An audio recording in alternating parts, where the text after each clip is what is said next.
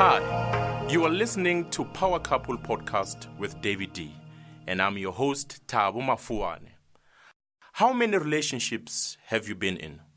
How many failed relationships have you ever been in? Do you know what were the core reasons why those relationships never worked? Do you know how to ensure that your relationships prosper no matter what the circumstances come your way? Well, this episode is just for you. Let's take a listen as David-Dee shares with us some of the basic yet important fundamentals on this subject of relationships.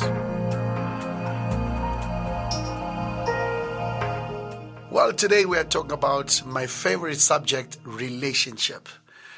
I'm going to start with my personal story. I first met my wife, Nomhle, in the year 2000. I remember as if it was yesterday. I proposed to her. A year later, I proposed to her a relationship, and she refused me. It took a year while she was refusing me. Then I decided that we'll be friends. I will just hang around with her, get to know her. So we were friends for a year. Let's break it down. So what is a relationship? A relationship is the way people connect and relate to one another. A relationship is a process of knowing a person. A relationship can take a lifetime. For you to know a person, to say, really, I know a person, it can take a lifetime. A relationship begins by a simple thing called attraction. When you are attracted to a person, then the relationship can begin from there. Staying in a relationship requires serious commitment. Now, it is easy to be attracted to someone. It is easy to meet someone. But when you want to move to another level, call it a relationship, you're going to have to put in some serious commitment. So relationship requires commitment. It is impossible to experience a good relationship without love, without true love. God created a man and a woman to be attracted to each other. A man is attracted to a woman by what he sees, while a woman is attracted to a man by what she hears. So women are moved by our words, the things that we say. What is the purpose of a relationship? So many people say, I want to be in a relationship. I want to get into a relationship. So what is the main reason you should be in a relationship? There are three very important reasons I want to give you. So number one, we are in a relationship because of friendship, companion. When you read the book of Genesis 2 verse 18, God said, it's not good for a man to be alone. I'll make him a suitable helper. Now, this is a companion. This is a friend, a person who's going to be in your life. So a relationship, the first reason you must be in a relationship is for friendship, companionship. The second important reason is family, is to have support structure, is to have somebody who is there standing with you. And a very important reason, the third reason, very important reason also is vision. Now, every person in life has a purpose. We're born with a purpose. I have a purpose. You have a purpose. But for me to achieve that purpose, I need a support structure. Now, a helper, a family, a person I'm in a relationship with is the first person who gets to assist me and help me with my vision. So your partner gets to help you and assist you with your vision. So these are important three reasons why you should be in a relationship. To have a friend, to have family, and to have somebody who helps you with your vision. Now, how do you know you are in a good relationship? How do you know this person, I can marry this person or I marry the right person? So there are three reasons also. One of the first thing you look at to know that you are in a good relationship, your partner must be kind to you. Your partner must make you feel good about yourself, inspire you to be a better person, influence you to have good habits. Now, it's simple. When somebody is kind to you, you just want to be good. You just want to do good. You just want to improve yourself. When a person is kind to you, they take out the best side of you, and then they influence you with good habits. Number two, a sign of a good relationship, a partner must be patient with you. We live in a days where there's so much stress, so much pressure. We all want to perform and want to perform now. You want to see results now. But a sign of a good relationship is when a person is patient with you. You don't feel under pressure to become somebody you are not, to perform, to pretend. A person allows you, your partner must allow you to be, to follow your dreams, to make your own decision, to make up your mind. Give you a chance to improve where you make mistakes. Point number 3, that's very important. How do you know you're in a good relationship? A partner must not be jealous with you. We live in a very competitive world. Every person wants to be number one. Every person wants to be the best. And sadly, when we're in a relationship, you find people competing with one another. Somebody's competing. A husband is competing with a wife. A wife is competing with a husband. Your partner is not competing with you. He or she is not threatened by your success. A partner celebrates your success. A simple story where, my wife and I, when we are traveling, sometimes we'll meet people and they want to take pictures because maybe they've seen me in a music video or they've seen me on TV or they've heard me on radio. And my wife will actually offer to take the picture. We'll have all the people, maybe 2 or 3 people, and she's standing there taking the pictures, and she does not complain about it. She supports my vision. She does not compete with my vision. It's very exciting to have somebody in your life who's not threatened by you. Somebody who walks with you, somebody who stands with you. So that is what you are looking at. Your partner right now. Are they supporting? Are they supportive of your studies? Are they supportive of your business? Are they supportive of the things that you're doing in your life? So these are the simple signs, and you know that then I'm in a good relationship. Now, relationship is for matured people. In a Power Couple book, we talk about this on page 12. We say you need to be matured. You need to be a matured person for you to be in a relationship. Relationship is not for people who are childish. All right? So the first, discover yourself. Know who you are, get to understand who you are before you get into a relationship. Grow up before you get into a relationship. Be ready to commit before you enter a relationship. Just know that when I'm in this thing, I am in this thing.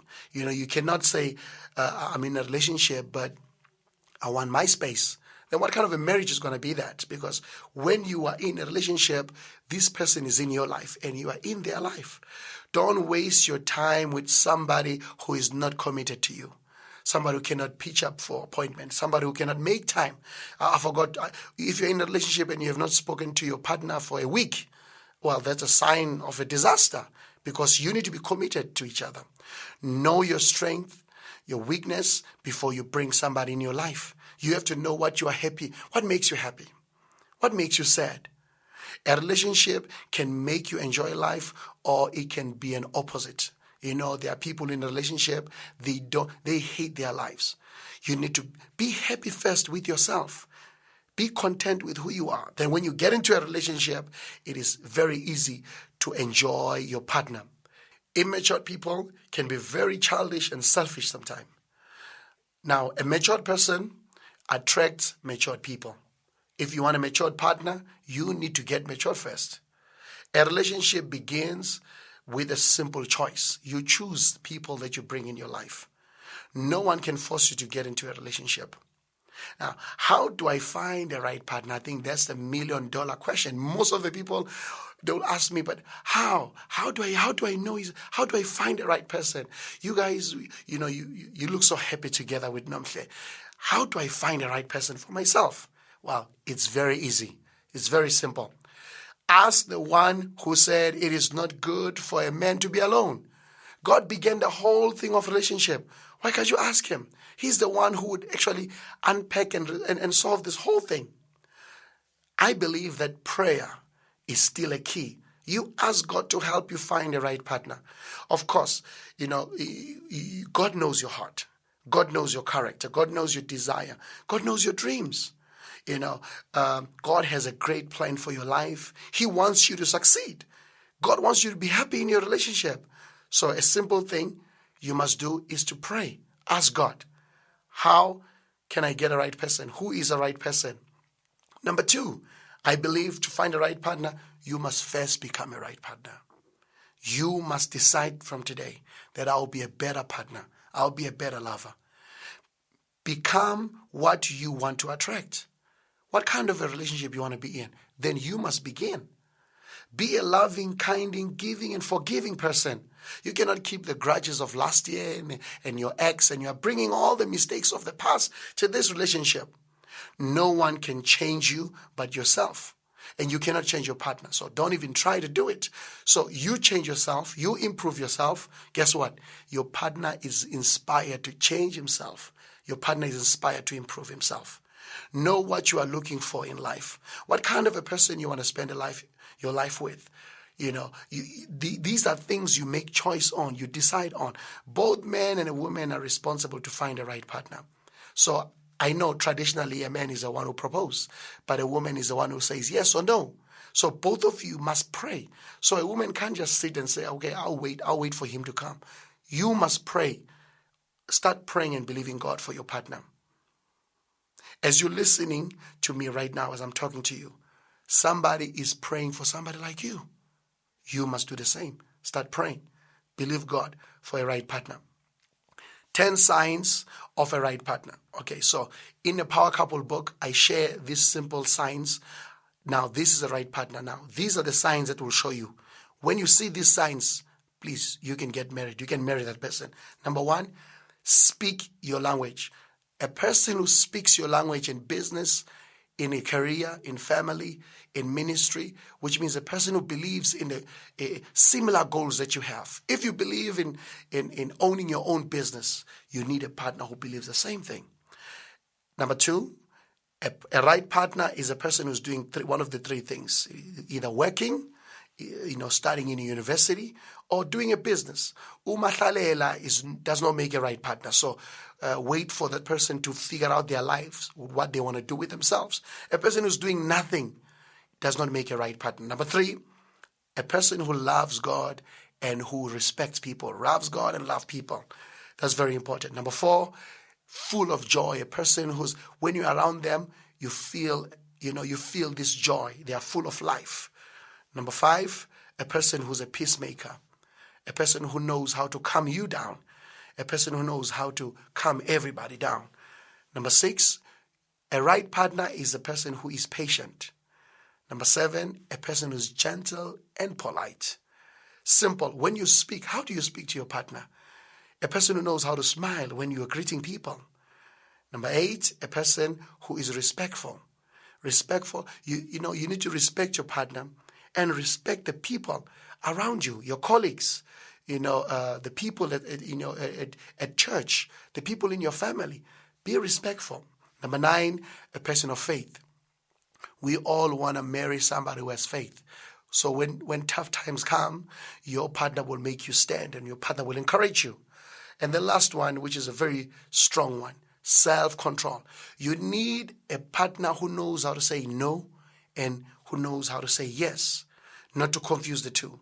A partner who cannot say no to wrong friends, a partner who cannot say no to unhealthy food, that person does not make a right partner, because when you are weak, that person will just be pushing you to go to the same thing. So these are the signs of a right partner.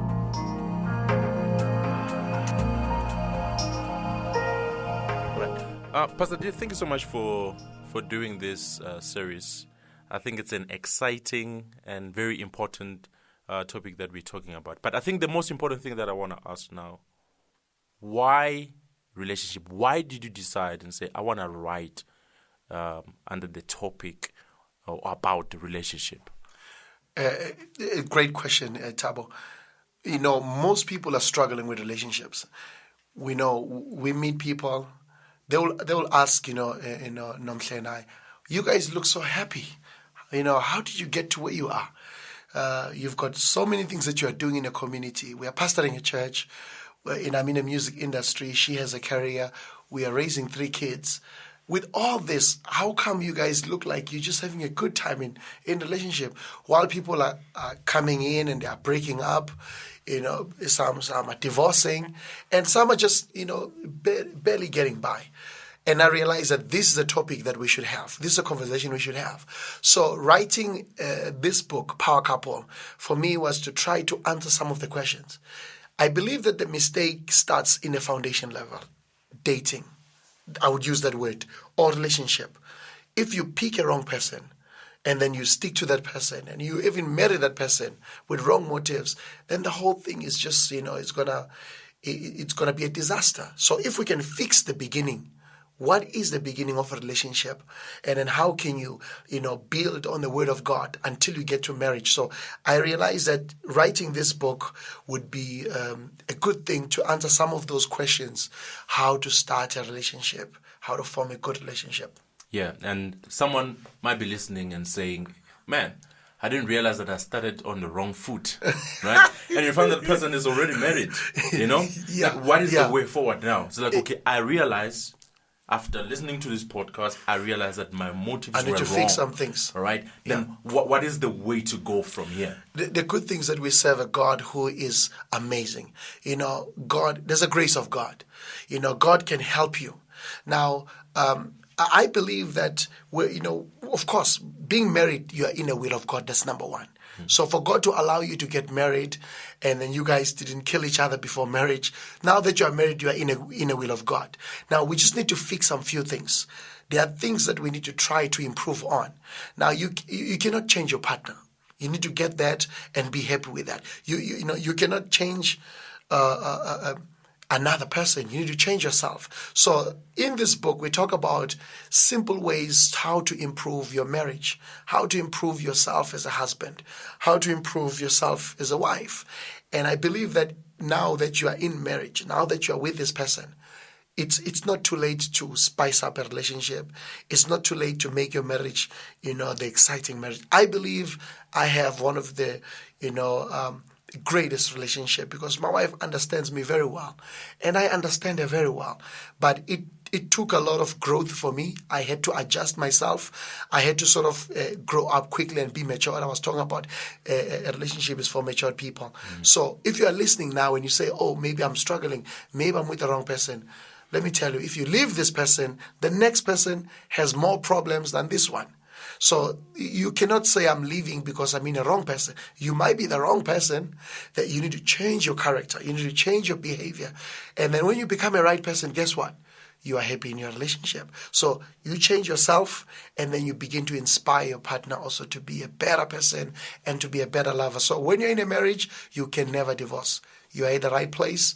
Just keep listening to this episode, and then you'll be right. You'll be all right. Yeah, it's very important because I met a couple of people who they are dating for 5 years, for instance, and then they get married, and then after a year or two, they divorce. Yeah.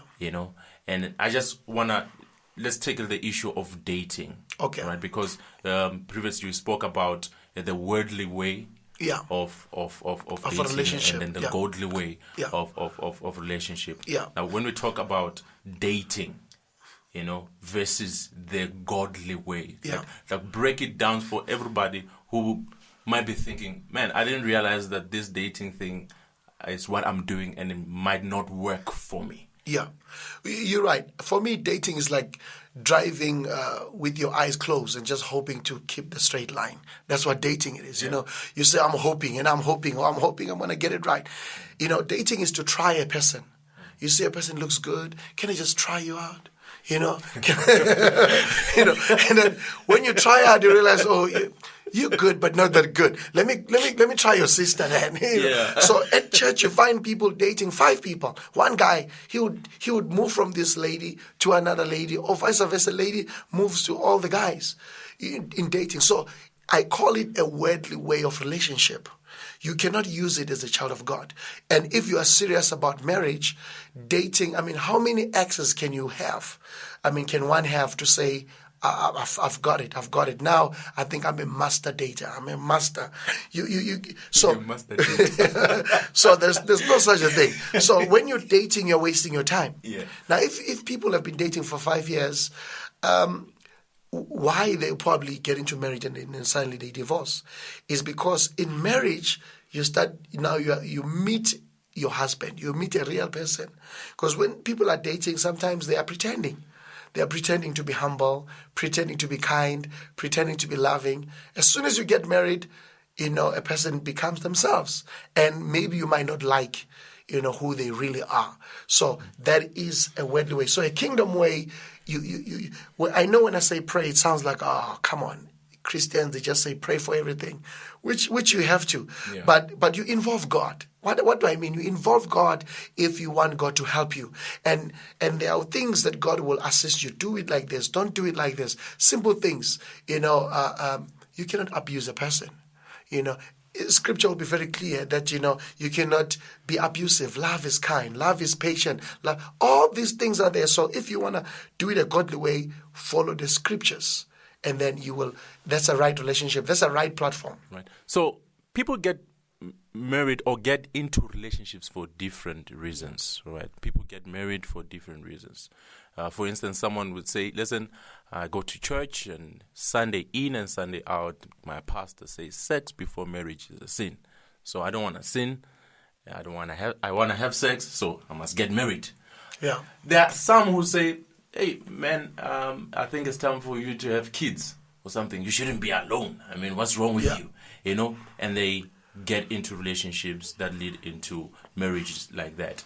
And then you say people should know the purpose of being in a relationship. Yeah. Like what is that purpose? Like, how can you dissect to a person who's as simple as me to say what is the primary purpose to being in a relationship? To be in a relationship. Yeah. Well, it's a great question, Tabo. And for those who get married for sex, they'll realize that there's plenty of it, and you end up running away. You end up running away from it. So, or to get married for somebody's looks, and then you realize that when they're angry, they don't look so good. So it's not about these things. The right way and an important way that why should you get into a relationship? Scripturally, God says, I will make you a helpmeet. I will make you a helper. I will give you somebody who will be your companion. So, number one important reason for marriage is companionship, is friendship. Somebody's going to be your friend. Now, Nomhle and I, we are friends for life. We are like this team. Number two, you marry because of family. You want to, God says, multiply. That is which means have children, multiply, increase, So for you to have kids, the best platform for children is family. So marriage, for you to get, you get married because you want to have a family. You want to have people that are your support structure. And number three, vision. And I believe that the scripture says, write the vision down. Make it plain, so that whoever reads it will run with it. Now, your partner is the first person who runs with your vision, because your partner is your first fan, is a first supporter. I support my wife. I'm the first person who supports her. If she has an idea, guess who she will tell first? Me. Those are the basic reasons why you should get married. Because if it's sex, now you get to, you say, oh, I'm tired now. Maybe one wants it a lot, one wants it less, and it's still a problem. Now you need a counseling now. But if you look at the real reason, and these are some of the three things that I believe that we should start from when you want to get married. Someone might ask, why do you then involve God in this whole thing?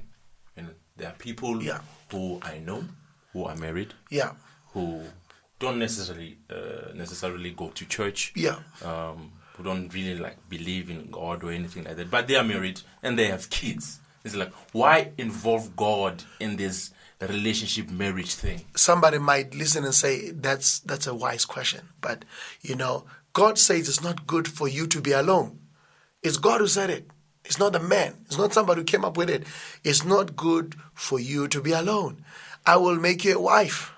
So now, if God said that, I mean, he better help me figure out how then to marry this person, because he's the one who said it's not good for me to be alone. And in fact, we know it's not good. I mean, you look at a single old brother, maybe at a certain age as he gets older, you could tell, man, the man might have all the money, but something is missing. It's a home, it's a friend, it's family. The man has a vision, but he's paying everyone to sort of support him to fulfill his vision. But now, when you've got family, you don't have to pay for your family. You know that they're just there. They just show up. I mean, good and bad times, your family will always be there. So we involve God because God is the one who started the whole relationship thing. It's not good for you to be alone. Get someone, be in love, get married. God continues to say, a man who finds a wife finds a good thing. I mean, God keeps on talking about this wife thing. Enjoy the wife of your youth. Yeah. He's bringing this whole wife thing in every person's life. So why would I exclude somebody who says, I'm going to obtain favor when I get married? Because I need to find out the manual and everything, every step. Okay, how am I going to get the favor? What's going to happen now? So God must be the center of my marriage. And if let's say a person does not go to church, okay. I think it's a matter of time. As they're listening to this podcast, maybe they will be touched. You need to go to church. Your marriage will be much better, because I believe with God, everything becomes better. You're speaking about like praying for a partner and everything like that. But one important aspect when you were sharing is that person must be a good partner themselves, and then because it's easy to say, Lord, bless me with a good husband, bless me with a good wife, a wife who can speak whatever, a perfect person. Yeah. And then you forget that you also need to be that perfect person to that person. But how do you get to, because it's not easy for one person to say, I'm not perfect. Yeah. I have issues that I need to resolve. How does a person get to a point where they say, fix me, make me to be that perfect partner that someone might be praying for right now as we speak? The simple answer is maturity.